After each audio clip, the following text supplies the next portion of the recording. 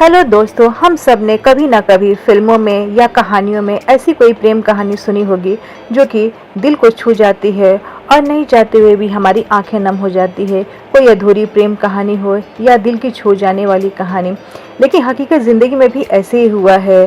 अंशुमान सिंह और स्मृति की कहानी जो आपने भी सुना ही होगा। कैप्टन अंशुमान सिंह जो कि एक डॉक्टर है, अपने जवानों को जान बचाते बचाते वीर गति को प्राप्त हो गए। सियाचिन में उनकी ड्यूटी लगी हुई थी और जहां पे बारूद रखे हुए गए थे वहीं पे शॉर्ट सर्किट लग गया, जिसमें बहुत सारे जवान भी फंसे हुए थे और आजू बाजू घर भी उसके चपेट में आ गए। बहुत सारे जवानों को उन्होंने जान बचाई बिना अपनी जान की परवाह किए हुए।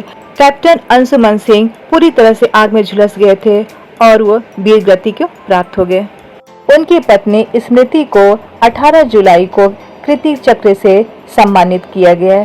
उस समय स्मृति दिल को छू जाने वाली कहानी को शेयर किया। उन्होंने अपने रिश्तों के बारे में बताए। वो बताती है कि मेरी और अंशुमन की मुलाकात कॉलेज में होती है और हम दोनों फर्स्ट साइट लव कहा जा सकता है कि हम दोनों पहली नज़र में एक दूसरे को पसंद करने लगते हैं।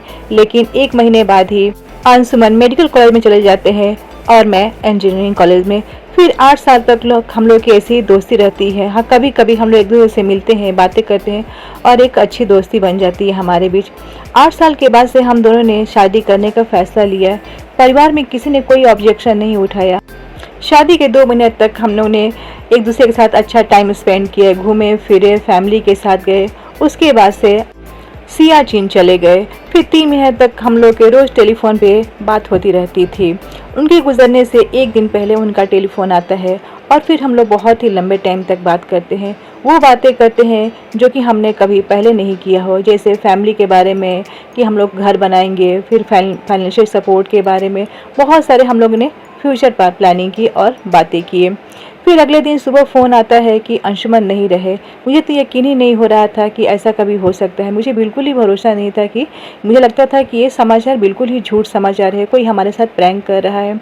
लेकिन 8-9 घंटे बाद हमें सच्ची मालूम पड़ गया कि अंशुमन नहीं रहे।